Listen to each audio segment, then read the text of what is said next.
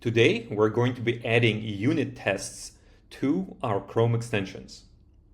So unit tests help us catch bugs early, help us refactor the code with confidence, and ensures that our code, our Chrome extension in this case, continues to work even if we make other changes that may potentially affect existing functionality.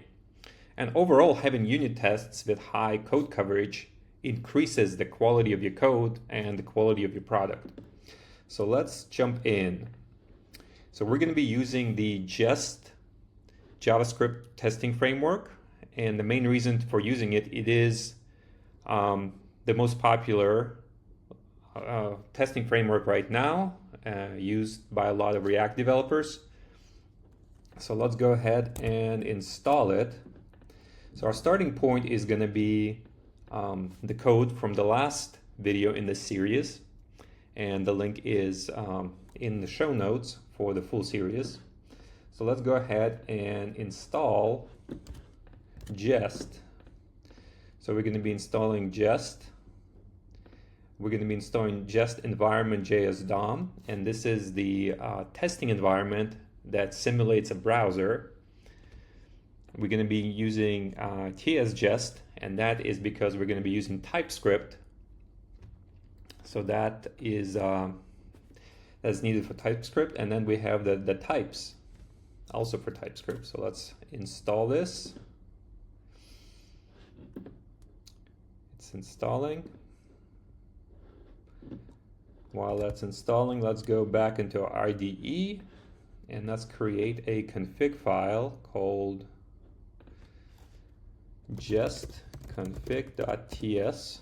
We're going to be using TypeScript config. Let's check if it's done installing. Okay. Did install a lot of things, so it is quite a lot of libraries and such. Okay, so this is our config. We're using TypeScript here.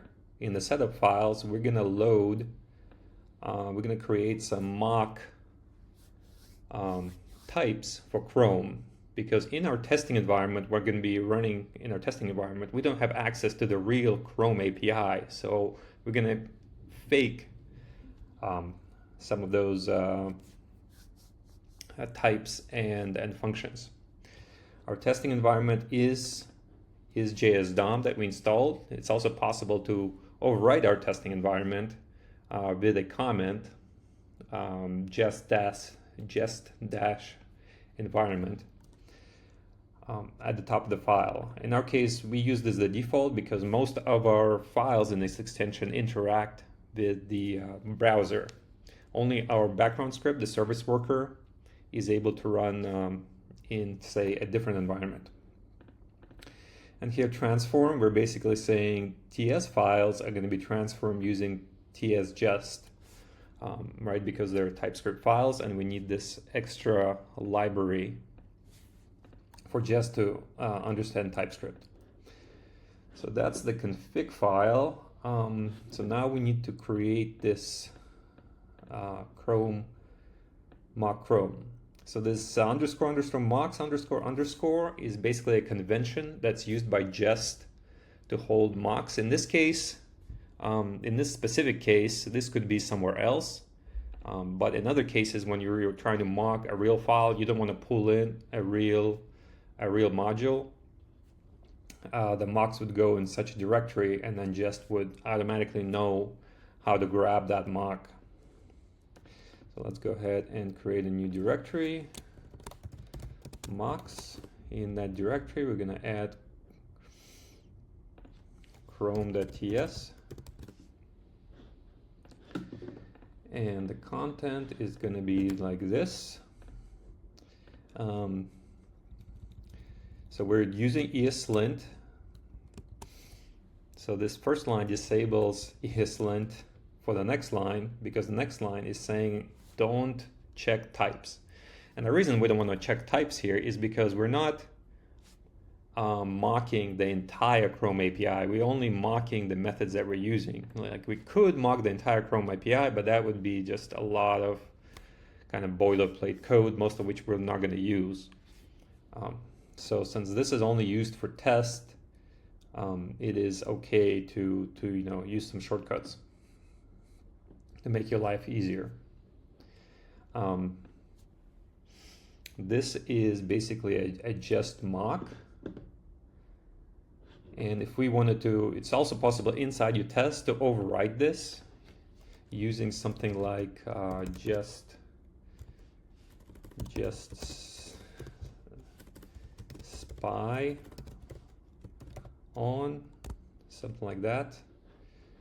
Chrome runtime on install goes here, add listener goes here, and then you have to look up the mock. You can do something like this to provide a different implementation just for that test of yours. Okay, so we mocked the Chrome API, so I think now we're ready to actually write a unit test. So we're going to go into our source directory. We're going to unit test our content file. So we're going to create a file called content.test.ts. Also, this kind of like a convention, file name .test. And we're going to create a test here. Okay, we need to pull in these guys from content script, and in order for them to be visible in a test, the easiest thing is just to export them. Export this, export config, and we are also using observe. You can export observe. Okay, so we're getting all this from config, describe, and test. This is basically builds our test suite, and this is a specific test in the test suite. So in this test, we basically define a very simple web page, right? And what our content script does is it looks for a keyword and then applies a blur filter to the HTML element with that keyword. So here we expose our config, so we set the item we want to blur, and then we call observe, which actually processes the document and figures out what to blur. Okay, and in this case, with expect, we're actually doing the checks. So we're grabbing the element that we expect to be blurred, this test div, and then this is the actual check. We make sure that it has a filter that matches the one our code should have applied. All right, so we're ready to run this test. Let's go back to a terminal so we can do npx jest to run it. Okay, and here we go, it passed. So to make life easier, we can go to our package.json and add something like this, test jest, and then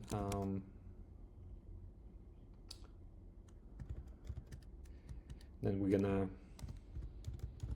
we can also add another script to run with coverage, but we're not gonna do that right now. So now, since we added this here, we can do npm run test, or there's a shortcut to just npm test, which basically is the same as an alias for npm run test. All right, so now we want to look at coverage. So basically, coverage tells us how much of our code is covered by our test, right? So it's an important metric to make sure you have tests all or most all of the code.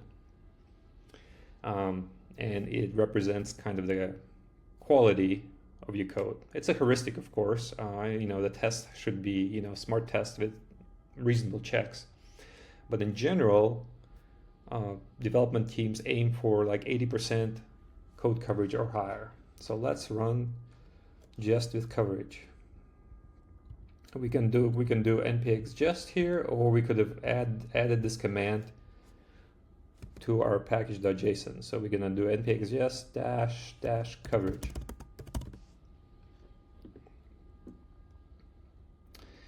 Okay, so we see the coverage for a file, and there's a web report that we can use. So we can do open, and it's going to be under coverage, lcov report, index.html. Open for me on a different screen. Okay, and then we can see this file that we tested. We can click into it and we see what happened there. So let's just review what our test did. So our test called this method, right? Called observe. So if we go down to observe here, we see it's covered. 1x is how often this was hit. So we go through this method. We call process node. So we go up to process node. So we went through here. It looks like we looped through this quite a bit.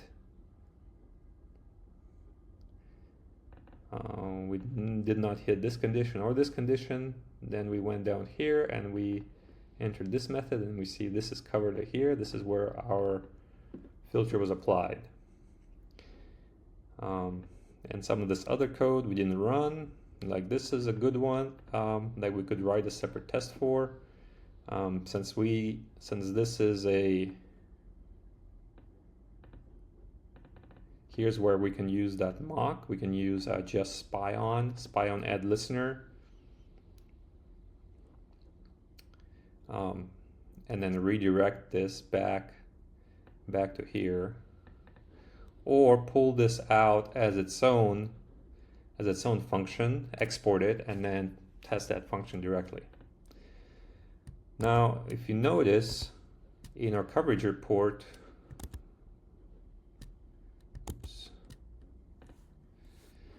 this is my other view.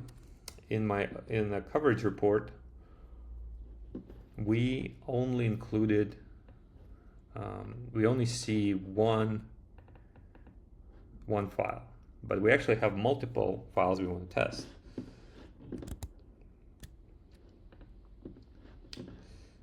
So we need to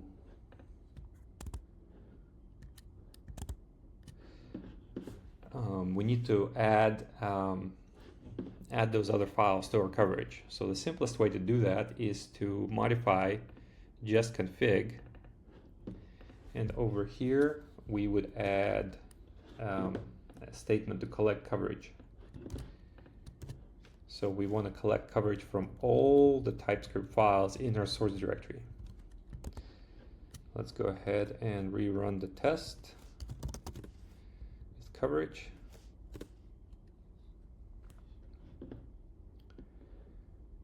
Okay, and now we see basically, of course, those files are 0 because we didn't test them, but we do have a complete view of our code, and our code is only covering about 16%, which is pretty bad, but we just added one test. And likewise, you can open the report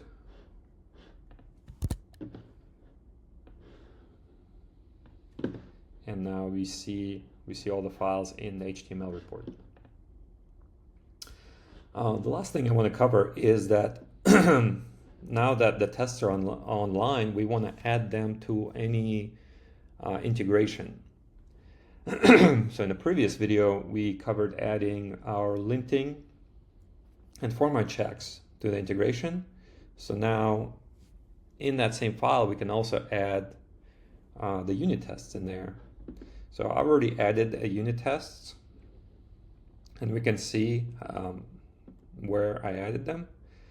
So if we looked at this GitHub workflow, basically it's as simple as adding these 3 lines.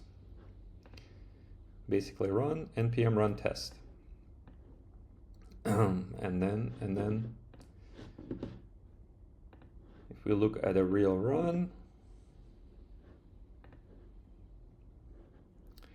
it comes up as a separate step here, test.